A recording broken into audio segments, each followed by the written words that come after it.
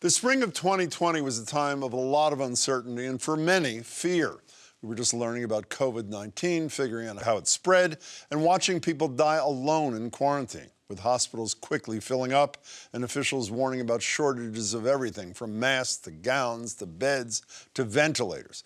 And while plenty of people selflessly banded together, organizing nightly applause for first responders, painting signs thanking them, collecting materials and making cloth masks as quickly as they could, others saw dollar signs amid all the suffering, with the federal government thoroughly unprepared to address this type of crisis.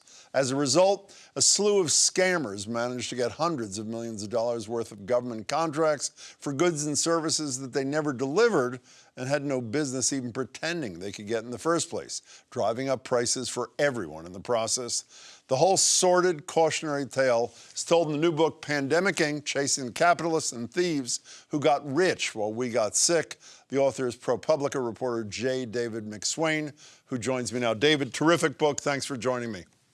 Thank you for having me. So is it fair to say the government was so desperate that if let me be euphemistic, if a bold entrepreneur said, I can get you 1 million masks, he or she had a pretty decent shot of getting a multi-million-dollar contract?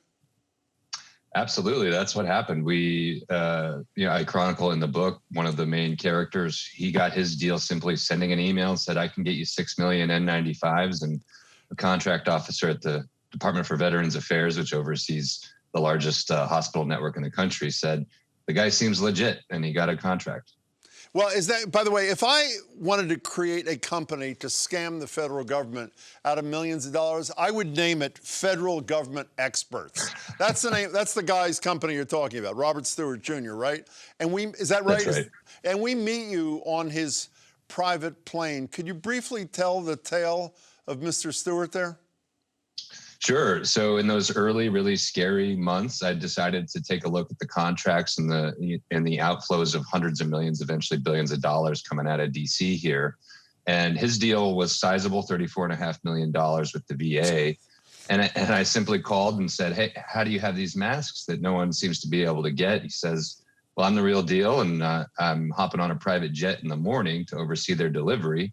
And I asked to tag along, and a few hours later, I'm on this private jet, and literally as we're taking off, he divulges that he didn't actually have any masks, says they'd been bought out from under him, and we're sort of on a quest now for the next 36 hours or so for masks, and it leads me into this whole underbelly, this world of mask brokers and traders and secret investors. And it sort of begs the question why he was dumb enough to allow you on the plane after he knew he wasn't going to produce the masks to the reporter. So he doesn't get his $35 million, if I remember correctly. He does get some PPP money later. But there's another company with another great name that did get $10 million. That's called Filikit. I mean, these names are unbelievable. What did they deliver or not for their $10 million, David? It's funny you mentioned the name, because that's why I first took notice of them. Oh, really? Yeah, this company formed in I think it was in April 2020 or early May. 6 days later, gets a $10 million contract with the Federal Emergency Management Agency for coronavirus test kits. And these are the PCR tests that need lab work and some science is involved. And, was immediately skeptical that they could deliver. The owner of this company, turns out, had a history of fraud allegations against him. I ended up visiting the warehouse outside of Houston and can see that workers are using literal snow shovels to gather up these mini plastic soda bottles that, it's unsterile.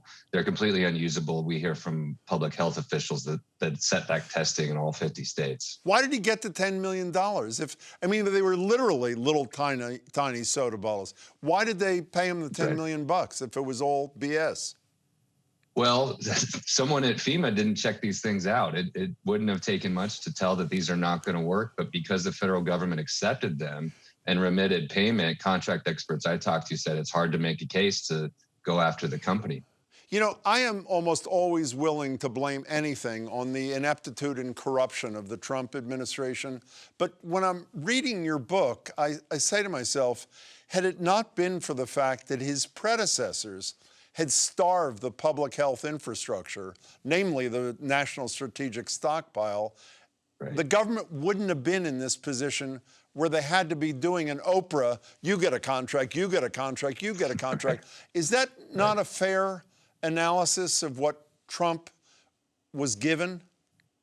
Yeah, you're right. It is a bit nuanced. I mean, the Obama administration gave the Trump administration a playbook for handling a pandemic. The Trump administration threw it out the window.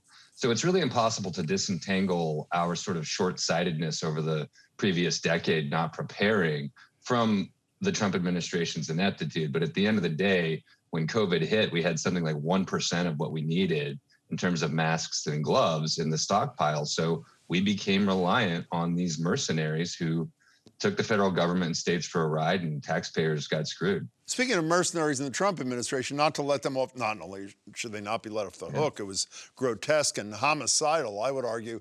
His kid-in-law, Jared Kushner, you mentioned, was the recommendation for what, an $86 million contract that New York State gave for 14, I think it was 14 or 1,500 ventilators, not one of which was delivered. Is that not correct?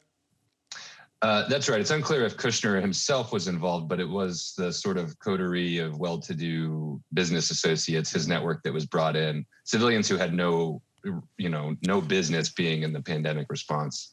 And by the way, it's not just these contracts. The Paycheck Protection Program, which we knew a little bit more about, again, incredibly well-intended to keep businesses afloat that were hanging by a thread, to keep workers working, that sort of thing. Also rife with billions of dollars of fraud, no?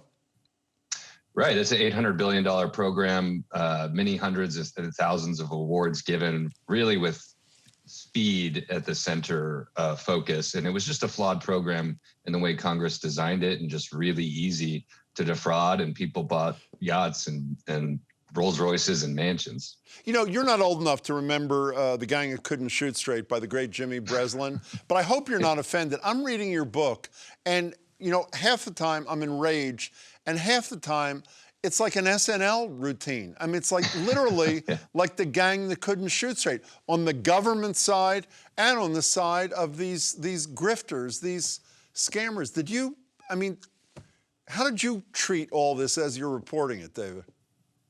Right. I mean, as an American, I was outraged at a lot of what I was seeing. But, you know, in the course of reporting, you end up in silly situations where this person I'd been tracking down for months offers me marijuana, for instance. And, you know, I mentioned the soda bottle test tubes. And I felt we've all just been through the ringer here. I'd like to include some of that humor because, you know, it's the texture of who we are as humans in this time. And this was really just absurd behavior and, you know, just emblematic of where we're broken as a country.